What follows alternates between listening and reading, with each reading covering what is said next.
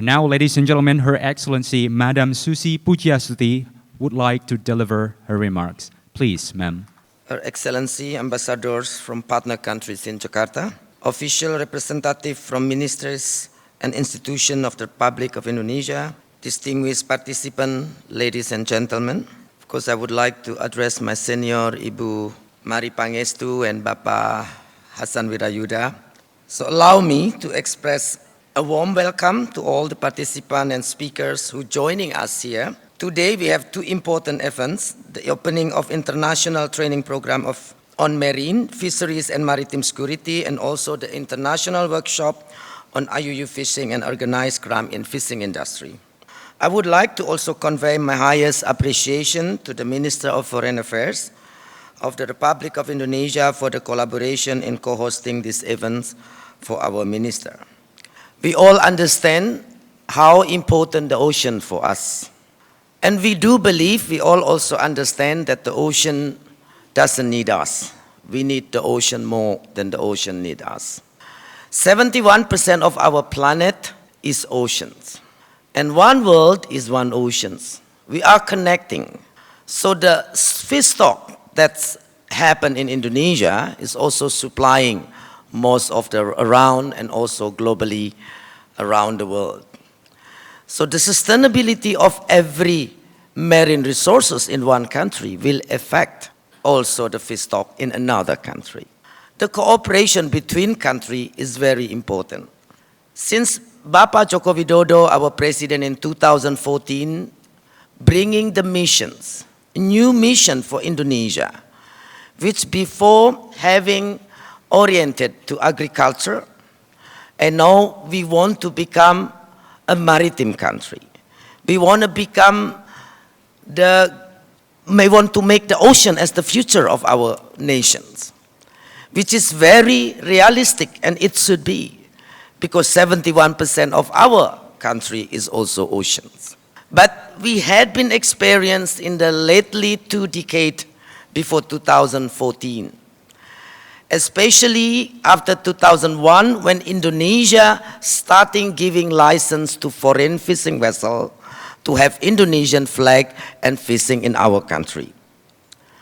We lost almost 50% of our fisheries household. Why? Because there is no more fish to fish. We lost so much of these professions.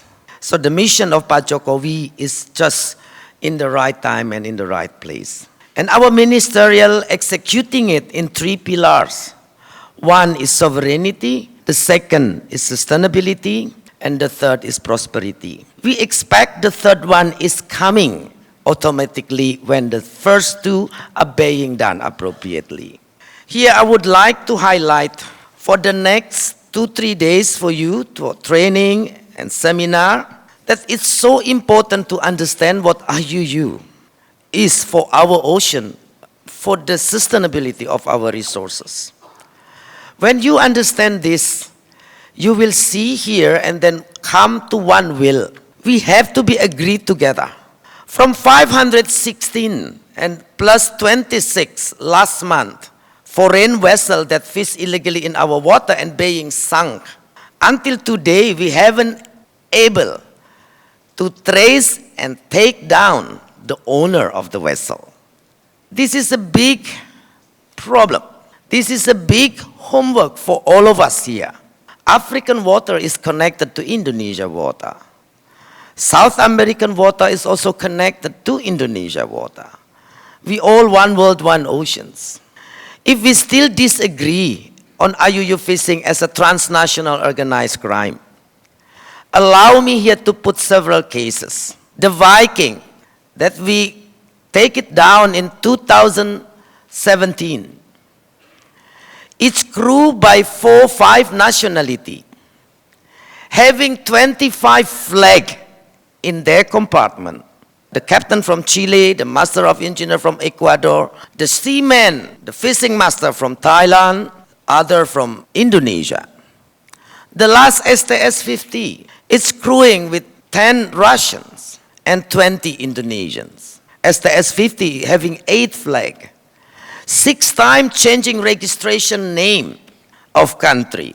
from Equatorial New Guinea to Panama to Mongolia and so. And from tracking the cell phone communications, we find they communicate with the fishing industry in Singapore, in China, in Africa, in United States. The ship having flagged several flags, registered in several countries in several years. The crew is many nationality. It's operate across nations. Sometimes they operate in South America. Sometimes they operate in North America. Sometimes they operate in Southern Sea.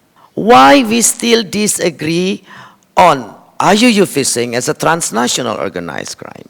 It's very good initiative to put the target that by 2020 there is no more IUU fishing. As well as we FRO with the PSMA, Port State Measure Agreement, is good. But we have to be aware, the illegal, unreported, unregulated vessel, they're not porting and landed, they catch legally.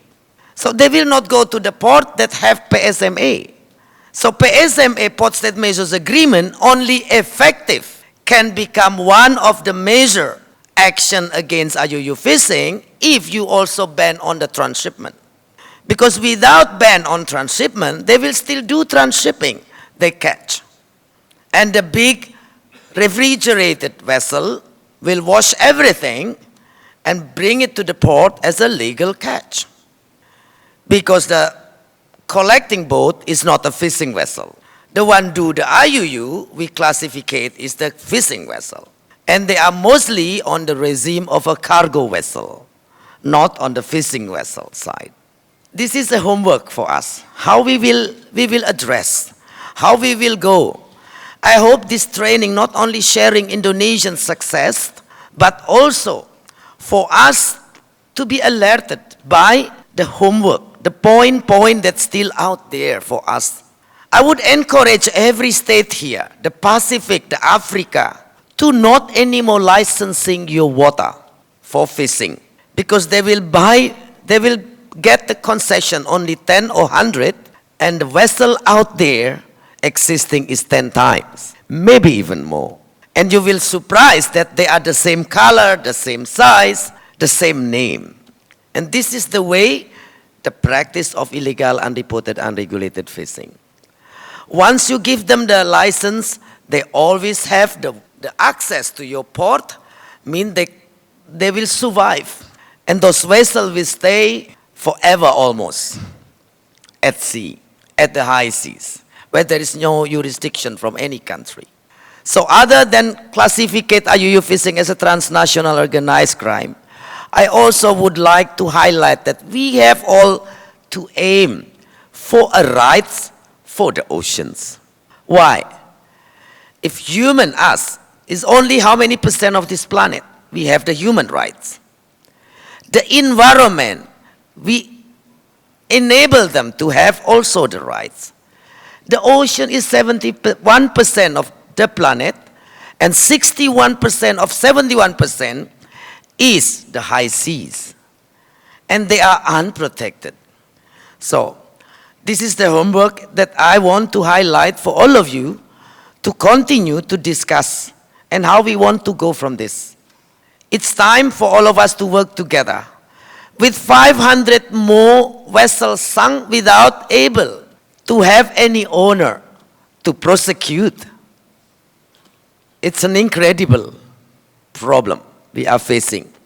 We prosecute the captain, we prosecute the master, and we sunk the vessel, and still no owner come. We also cannot chase them. It's a homework that we want to go. It's a big boat. And I do believe every single car have an owner. And this is a big vessel. 700, 3,000 gross tonnage, 5,000 gross tonnage vessel. It's huge. We don't control our ocean as we thought.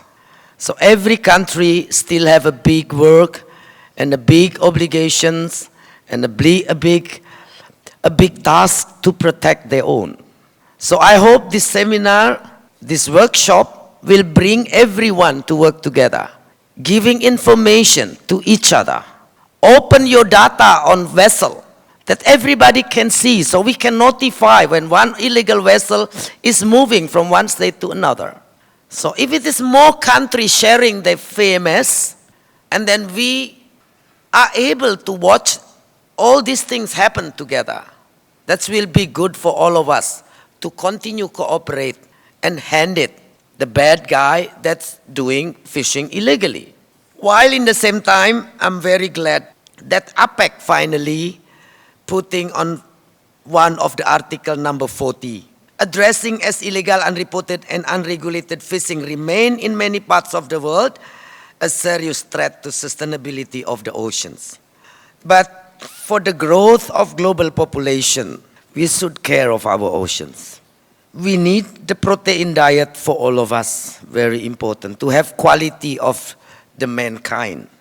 Otherwise, it will be mankind with the not so good quality exist. Protecting, continuing cooperation international is very important. How the best and the good policy of a state actually could bring billions of dollars livelihood to people without making so much interventions. But of course, it's need a firm and top-down goodwill and commitment. And I do believe all of you here are leaders. Leaders who can bring things to happen. Leaders who can cooperate with other leaders on protecting the global resource. That's very important for the people's livelihood. Thank you very much.